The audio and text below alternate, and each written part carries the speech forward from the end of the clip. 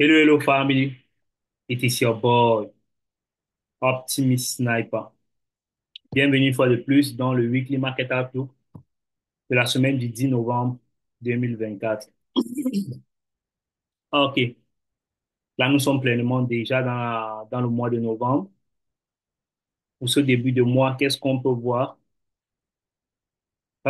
Déjà, vous savez que actuellement, l'analyse qu'on a toujours en vue depuis sur le dollar, d'accord? Sur le dollar, on a eu la prise de liquidité ici. D'accord, le prix est monté, là, il a comblé ce fair value gap, d'accord. On est tombé dans ce bearish order block. Hmm? Et je tiens aussi à vous rappeler que nous sommes dans cette consolidation-ci, d'accord. Nous sommes dans cette consolidation et nous sommes dans la zone premium de cette consolidation. Hmm? OK. Je pense que sans toutefois être en train de donner trop de détails, l'objectif du monthly time frame, c'est ce dont on liquide ici, d'accord. La liquidité, ici, c'est la première liquidité avant d'attaquer celle-ci.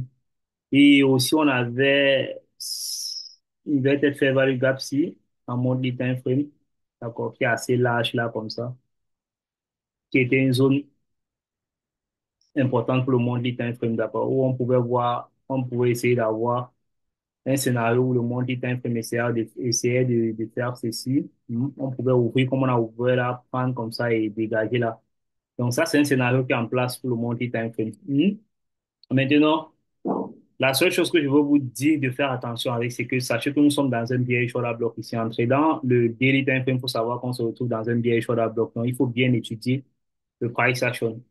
Inversement, qu'est-ce que ça donne sur l'euro USD? Sur l'euro USD, vous savez déjà, quand on trade régulièrement, on essaye d'avoir l'institutional order flow. Ça veut dire qu'est-ce que le prix fait, d'accord? Ici, là, quand je place ce niveau-ci comme ça, c'est parce que je sais que les positions de vente qui ont été larguées ici par les institutions, les grandes institutions, elles ont largué leur position de vente là ici. Maintenant, où est-ce qu'elles peuvent prendre le profit de leur position de vente? C'est ça qu'on met comme draw en liquidity. D'accord? Où est-ce qu'elles peuvent offset leur position qu'elles ont accumulée, d'accord, qu'elles ont larguées ici?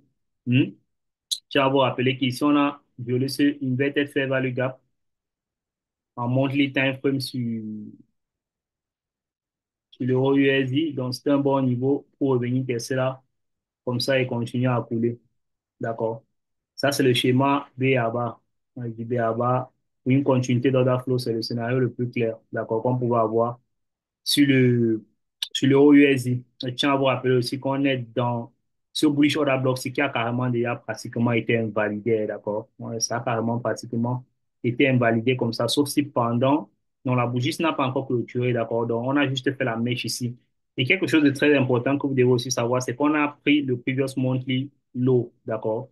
C'est pareil sur le DSY, on a eu à prendre le previous monthly high. Ici. OK. Là, pour ne pas trop embouteiller nos graphiques, je vais retirer ça parce que ça ne donne pas trop d'embouteillage. Là, c'était l'analyse du monthly time frame. Mais je vais garder les zones clés du graphique où le prix gravite actuellement. D'accord? Ça veut dire, ce niveau-ci, on a eu à tester ça, le haut de ce inverted fair value gap. On a eu à le tester comme ça et on a commencé à monter. On a ce bullish order block, on a un round number 105 000 ici. On va marquer en lower time frame et on a ce draw en liquidity. Donc, descendons en daily time frame. Descendons en weekly time frame. D'accord? Essayons de voir le weekly time frame. Qu'est-ce qu'on a du point de vue du weekly time frame? En weekly time frame, déjà, on a ce mitigation block. C'est ce bearish order block qui est devenu un mitigation block. D'accord? Le prix a beaucoup testé ça. Si vous regardez ici, tout ce mitigation block, si on peut prendre tout ce mitigation block-ci, ou par contre, on peut prendre ce inverted fair value gap, qui sont juste les zones de résistance qui ont été cassées, qui peuvent devenir zones de support, d'accord? Que le prix peut utiliser comme support. Vous avez vu la semaine passée, le prix est venu utiliser ça comme support et a dégagé. Hmm? Mais la seule chose que vous devez constater ici, premièrement, en weekly time frame, c'est qu'il y a eu quelque chose qui s'est passé la semaine passée. Hmm? Lorsque le prix vient dans une zone inverse comme ça du PDA, ça veut dire qu'il vient activer ce fair value gap ici en weekly time frame. Le prix est quitté de ce fair value gap en weekly time frame ici. Pour ne pas rendre mon graphique flou, je vais la lever. Je garde Au fait, régulièrement, sur mon graphique, je ne veux pas avoir tout l'historique de ce que le prix, les zones où le prix a testé, où il a fait. Non, je veux avoir ce que le prix est en train de réagir avec, d'accord. Cette zone-ci, pour moi, l'inverted, le mitigation block ici, ou le inverted fair value gap ici, je vais plus le mettre. Pourquoi? Parce que j'ai vu le prix est venu ici dans ce fair value gap. On a activé cette zone la semaine passée directement, on a dégagé, on est revenu distribuer le prix ici dans ce fair value gap-ci. D'accord? On est venu redistribuer le prix dans ce fair value gap. Rien qu'à voir ça comme ça la semaine passée, faut faire attention, d'accord? Et on a cassé ce high ici aussi. Ça veut dire la semaine passée, on a clôturé la semaine passée en tombant dans une zone du weekly time frame, d'accord? Dans une zone du weekly time frame ici, c'est fair value gap. Et clairement, dans ce range-ci, d'accord, même d'ici, que ça soit d'ici à ici et d'ici à ici, que ça soit n'importe quel niveau range que vous êtes en train de travailler, il faut que vous sachiez que on est dans une zone premium, d'accord? On est dans une zone premium, on est dans une très grande zone premium. On a pratiquement déjà traversé, si je ne me trompe pas, le 0,618. On a même peut-être, non, là, c'est pas le Fibonacci. Si je prends ici, aussi, ou le récent A ici, si je prends comme ça, on est clairement là au 0,786, d'accord? On est à pratiquement traverser même ça. Maintenant, une minute, s'il vous plaît.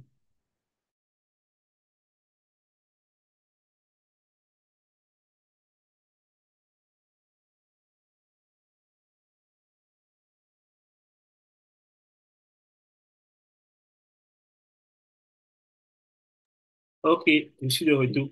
OK, comme je disais tantôt, ce fair value gap-ci, d'accord, c'est un fair value gap qui est très important. C'est un fair value gap qui se retrouve en zone premium. Ça, vous devez déjà faire attention à ça. C'est quelque chose qu'il faut prêter attention à ça. Être en train de charger des ordres d'achat ici comme ça, là, les probabilités sont un peu basses. D'accord? Être en train de dire, si vous êtes en daily time frame et que vous êtes en train de prendre les ordres d'achat ici, il faut savoir comment vous allez faire pour prendre vos ordres d'achat dans cette zone-ci, puisque le prix a fermé avec une mèche comme ça. Donc, il faut faire attention à ça, à ce price action-ci. Où le prix se trouve là, il faut faire attention pour moi, clairement. Hmm, Si on regarde, allons-y sur le USD aussi en weekly time frame, essayons d'avancer avec synchro. On essaye d'avancer de manière synchro. Si vous voyez aussi ici, je vais aller vers la zone du monthly time frame. Je vais aller vers aussi cette zone-ci. Ouais. Si vous voyez aussi ici, qu'est-ce que le prix a fait? Le prix est clairement venu dans cette zone-ci, d'accord, dans ce volume imbalance que j'ai eu à remarquer même la semaine passée, d'accord? Et vous avez vu, on a fait une englobante baissière. On a fait une englobante baissière. Cette bougie-ci en elle seule est un signal très baissier, d'accord? C'est un signal de continuité baissière. Ça veut dire qu'on peut continuer à être baissier pour la suite, mais c'est pas suffisant. Si vous regardez sur le DSY, lui, par contre, il a fait une englobante baissière, mais il n'y a pas de bougie rouge ici, là. Et ce que vous devez avoir comme indice, c'est que l'englobante aussi a plus de force lorsque la bougie inverse à laquelle elle englobe est de sens inverse. D'accord?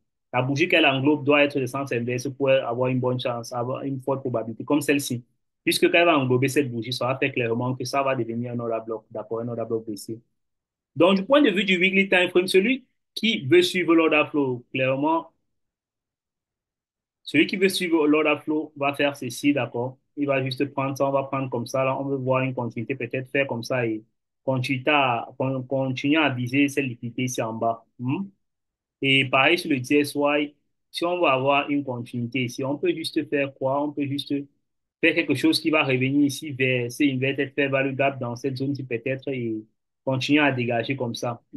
Mais ce scénario-ci, vraiment, pour moi, je vais bien regarder pendant la semaine, d'accord? Ça, c'est ce genre de semaine où, clairement, dans cette semaine, moi, je risque d'être neutre dans le directional bias. Ça veut dire, je vais regarder ce que le prix va faire et je vais m'aligner à ça.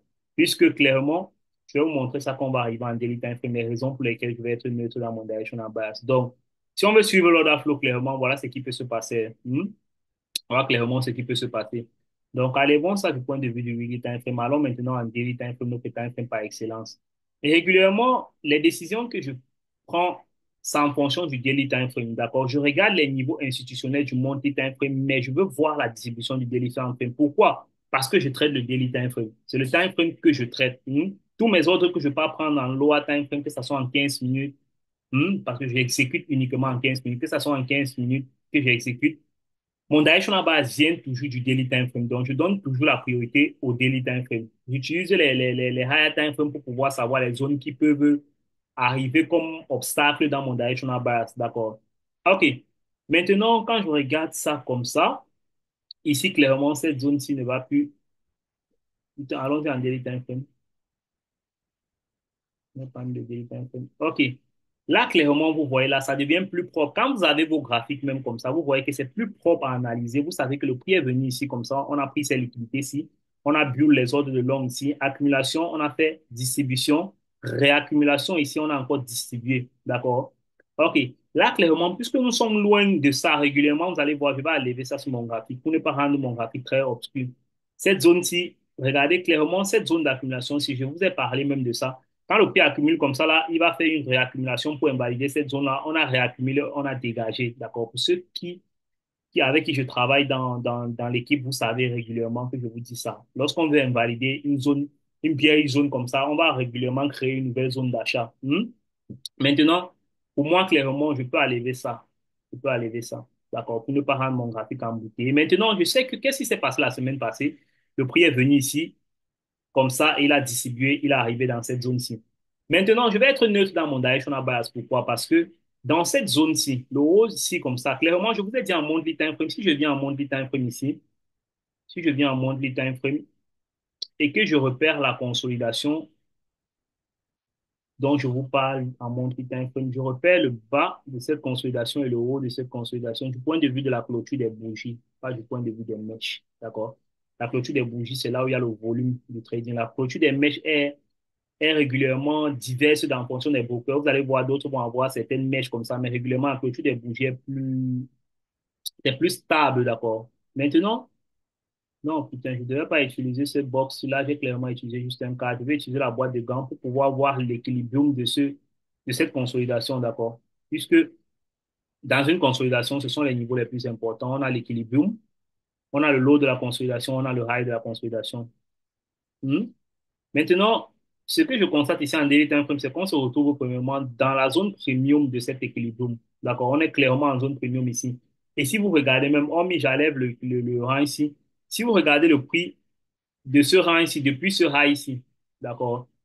Jusqu'à ce lot-ci, du point de vue de la clôture des bougies, toujours, jusqu'à ce lot-ci, clairement, on est dans la zone premium de tout ce rang ici. Ça veut dire que moi, régulièrement, quand le prix arrive dans la dernière zone premium comme ça d'un range, je fais attention avec mes ordres d'achat.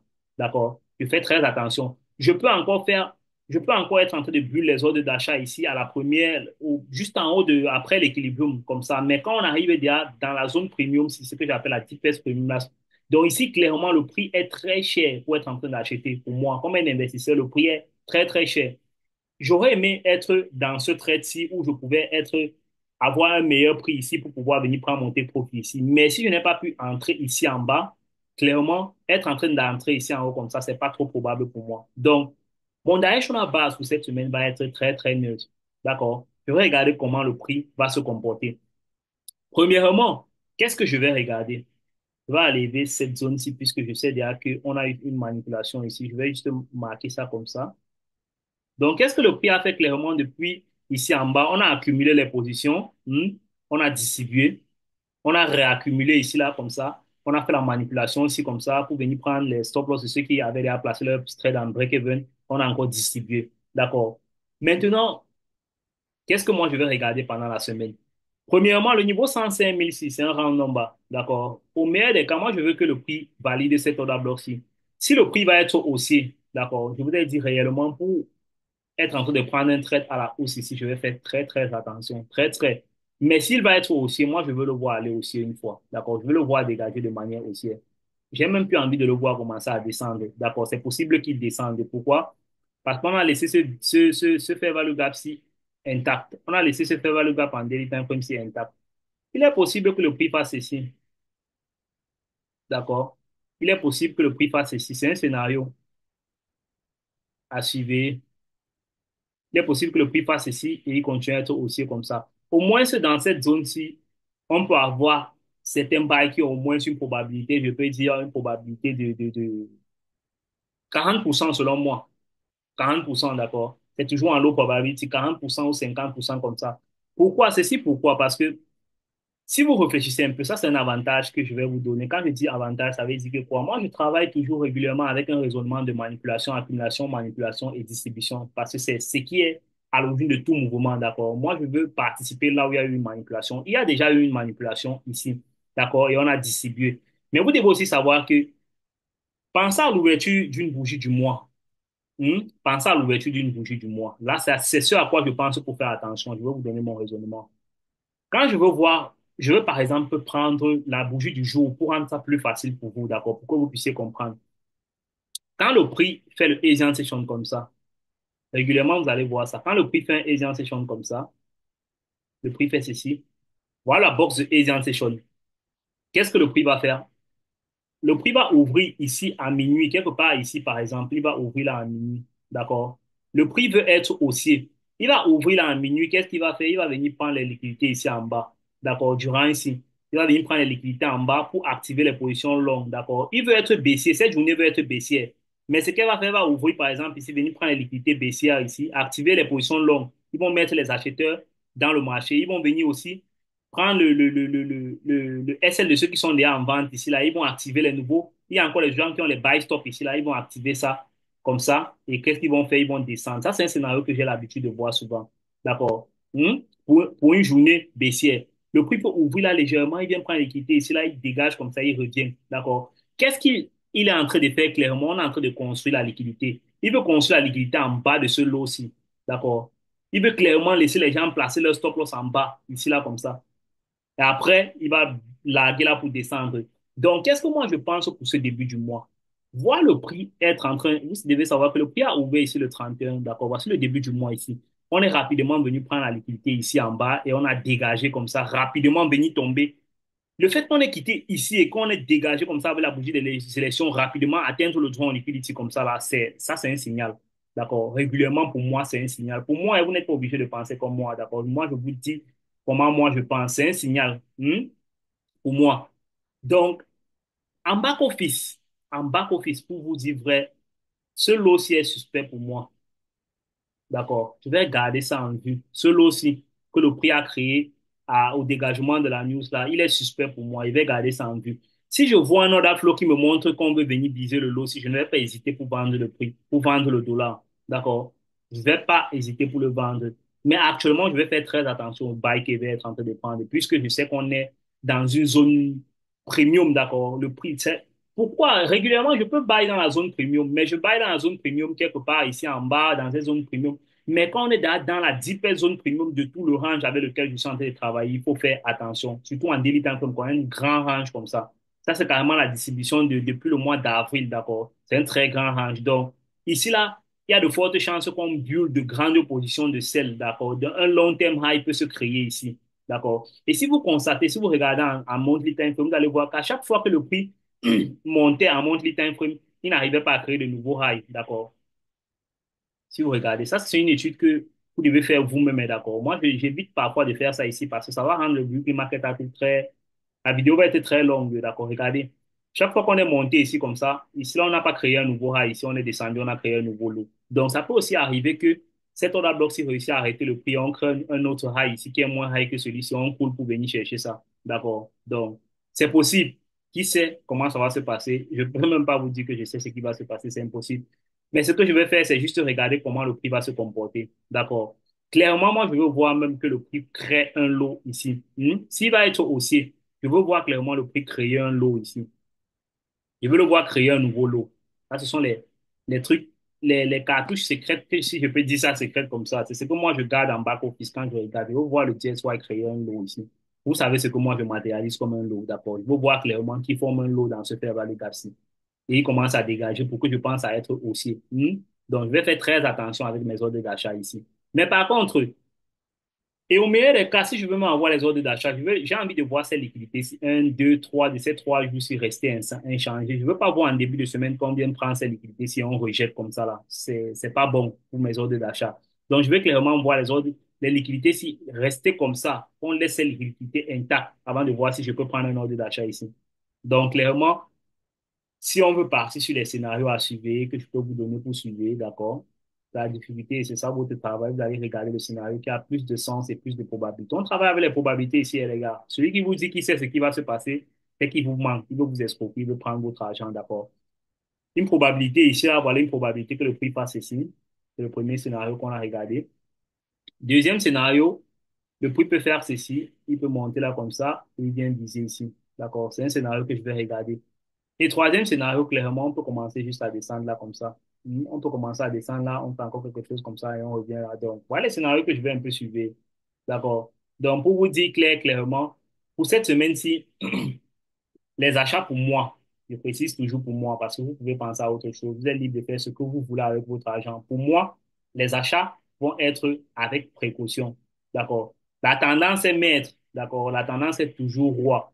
C'est pourquoi il faut toujours suivre la tendance. Mais il faut faire attention. Lorsqu'on arrive déjà dans une dernière zone premium comme ça, il faut faire attention. Parfois, et si le prix vient, si je veux voir même clairement l'order bloc, si le prix va continuer à être haussier, je veux clairement voir que cet order bloc s'il reste puissant. Donc, je veux voir une bougie qui dégage, il vient bien même ici comme ça. Avant qu'un retour vers ça, je peux essayer de voir si je peux buy.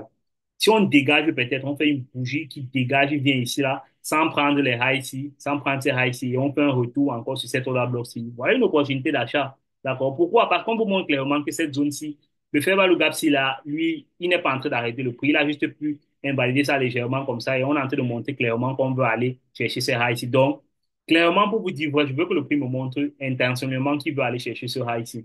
D'accord? Tant qu'il ne me montre pas ça, tant qu'on va rester avec des mèches ici, là, comme ça, en dessous de ce fair value gap-ci, moi, je vais plutôt rechercher à voir si on peut être baissé pour venir viser le lot avant la nuit ici, le lot du 5 novembre sur le DSY. Donc, c'est ça que je vais faire pour cette semaine-ci et on verra bien ce qui va se passer. C'est pareil sur l'euro USD, d'accord? Il y a une petite divergence ici, là. L'euro USD a pris le lot du 7 novembre. Par contre, DSY n'a pas pris le high du 7 novembre. Ça, c'est une divergence en cours, d'accord? Si vous regardez ça ici comme ça, c'est ça là comme ça. Si vous regardez là, ça, c'est une divergence en cours. On a pris le lot aussi. Hmm? Par contre, DSY n'a pas pris ça, donc c'est une divergence en cours. Donc, moi, je veux clairement voir le prix sur l'euro USD. S'il veut être baissé, je veux le voir dégager là. Je veux le voir dégager là comme ça. S'il dégage, il vient quelque part ici. Il n'arrive pas à prendre, il ne prend pas encore ses liquidités ici. Parce que s'il prend là ses liquidités, c'est le scénario est off. D'accord? Quand le prix prend à votre droit en liquidité, les probabilités réduisent si vous voulez viser une continuité. Donc, si ça, c'est un droit en liquidité et que ça, c'est aussi un droit en liquidité, si le prix dégage bien, il vient clôturer ici, là, il revient sur cet order bloc là, je vais vouloir vendre pour pouvoir viser ce niveau-ci. Là, c'est comme ça qu'on pense. D'accord? C'est comme ça que moi, je pense. C'est pareil sur le DSY. Donc, par contre, s'il ne fait pas ça et qu'on montre plutôt un scénario où on commence à être en train de viser les liquidités haussières, là, clairement, moi, je vais être en train d'aller viser ces liquidités ici sur le DSY. Ce high ici va être suspect pour moi. Donc, si on commence à construire un order flow haussier là pour moi sur l'euro USD, le high ici va être très suspect. Surtout pour ce qu'on a commencé à faire le début du mois. Si vous regardez le mois ouvert ici, mois ouvert ici. Premier octobre, on est rapidement venu ici. Pam, directement, on a atteint un objectif. On a pris le previous monthly low. Vous devez savoir ça. D'accord? On est ici comme ça. Il y a le previous monthly low ici. Donc, la liquidité a pris le previous monthly low. Donc, clairement, on est dans un pool de liquidité. C'est pourquoi je vous dis de faire attention. On est dans, ici, là, il y a un previous weekly high. On est dans un pool de liquidité. Donc, le prix, comme il a utilisé ça comme support ici, comme ça. Voilà le previous monthly high ici. Comme le prix a utilisé ça comme support ici, je veux le voir partir. D'accord? Clairement, je veux le voir partir. Je veux le voir aller. Je veux le voir quitter de là. Mais s'il ne quitte pas de là et qu'il recommence à descendre comme ça, là, ça veut dire que le support n'est pas puissant pour lui. Ça n'arrive pas à projeter le prix. Ça veut dire qu'il peut commencer à viser la liquidité du bas. D'accord? Ça veut dire que ce fair value gap peut-être ne va pas ne va pas le servir de niveau de support pour remonter, mais plutôt de liquidité, d'accord, à viser pour combler cette liquidité. Pourquoi pas viser ce SSL-ci, d'accord, c'est ça liquidité. Donc, il faut réfléchir pendant la semaine et essayer de voir le scénario qui aura plus de probabilité pour vous. C'est une semaine où il faut faire très attention. Quand l'order flow et quand les probabilités commencent à réduire comme ça, c'est là où il faut faire très, très attention. Rien n'a plus de forte probabilité. Les probabilités vont se river dans un sens pendant la semaine. D'accord? C'est maintenant à vous de faire ce travail-là. Mais quand l'analyse, elle est très propre, et je pense que ça sera très propre de voir le scénario qui va avoir plus de probabilité pendant la semaine. Rien que lundi peut déjà vous montrer ce qui peut se passer pour la suite. Donc, il faut attendre un peu plus d'informations. OK. Pour le weekly market outlook, c'était tout. Et je pense, si on veut faire une analyse intermarché rapide, je vais juste commenter un peu sur ces paires de devises-là. Si on regarde l'autre USD ici, l'autre USD ici, là, clairement, vous voyez, moi, clairement, j'avais remarqué son droit en liquidité ici. D'accord? J'avais marqué son droit en liquidité ici. Pourquoi? Parce que je vois la prise de liquidité ici. La bougie est venue prendre la liquidité ici. Et l'analyse intermarché est très importante. Si vous regardez la bougie d'ici novembre-ci, clairement, sur l'autre USD, elle a déjà été consommée à la hausse. Alors que sur les autres paires de devises, c'est une bougie qui a dégagé clairement bien à la baisse. Et on n'a même pas encore essayé de le OUSD, sur le OUSD, regardez, la bougie d'ici octobre, ici, octobre, la bougie de la news, ici, novembre, ici, elle était longue, tellement, on n'a même pas encore essayé de prendre la liquidité là. Mais pourquoi sur l'autre USD, on a déjà rapidement pris ça? On a déjà rapidement pris le high de ça. Donc, il faut faire attention quand vous regardez les trucs comme ça. Ça peut vous donner des bons signaux. GBP USD, c'est pareil. Vu là, il n'a même pas trop dégagé de manière baissière, mais on a suivi de la liquidité ici là. Donc, ces highs ici sont suspects. Tous les highs qui sont ici là comme ça, ce sont les highs suspects. Il faut observer. NZD USD, lui-même, j'avais mis son droit en liquidité ici là. Clairement, la bougie du 6 novembre a été invalidée. D'accord? Donc, ces highs ici, tous ces highs ici qu'on a, ce sont les highs suspects pour moi. Il faut regarder. USD 4, c'est pareil. Les lows aussi comme ça, c'est suspect. Ces lows aussi sont suspects. On a pris le high high ici. D'accord? Donc, on a suivi la liquidité. Chaque fois que le prix prend un droit en liquidité, il faut regarder premièrement qu'est-ce qu'il y a à regarder. Regarder s'il va faire un reversal et regarder s'il veut faire la continuité des tendances. Pour vous donner la continuité des tendances, c'est simple. Regardez qu'il dégage. Quand vous êtes encore débutant, c'est mieux de le laisser dégager. Laissez qu'il dégage, il revient pour tester le niveau là et vous entrez. C'est plus facile. D'accord? N'anticipez pas la cassure. N'anticipez pas qu'il va refaire un mouvement pour monter là-bas. Non. C'est pas probable. Anticipez plutôt, laissez l'anticipation et regardez clairement ce qui va se passer. C'est ce que je vais faire pour cette semaine. Il y a les périodes où l'anticipation est très claire. Là, tous les directions à base que vous voyez, les weekly market outlook qu'on fait régulièrement, c'est très clair. L'anticipation est claire. Quand l'order flow est très propre, quand l'order flow est propre comme ça, là, par exemple, le prix va venir tester ce fait value gap s'il continue, l'order flow est propre. Tous ces order flows-ci, le prix monte, il descend, l'order flow est propre comme ça. Mais ici, là, comme ça, il faut faire très attention quand on se retrouve là dans la dernière expansion du range, comme ça, dans la zone premium. Donc, le marché est très cher ici. Donc, pour le weekly market outlook, vous savez, ce que moi, je vais faire pour cette semaine. It was your mentor, Optimist Sniper. On se retrouve en fin de semaine pour les résultats du weekly market outlook. Je vais vous montrer comment j'ai eu à aborder cette semaine. Si vous avez quelque chose à copier de ça, vous allez, ça va vous servir pour étudier le prix. Mais c'est ce genre de semaine qu'il faut faire très, très attention surtout. Faites très attention. Et quand vous n'êtes pas très confiant sur ce que vous faites, agissez avec de faibles risques. Donc, c'est tout ce que je peux vous donner comme conseil.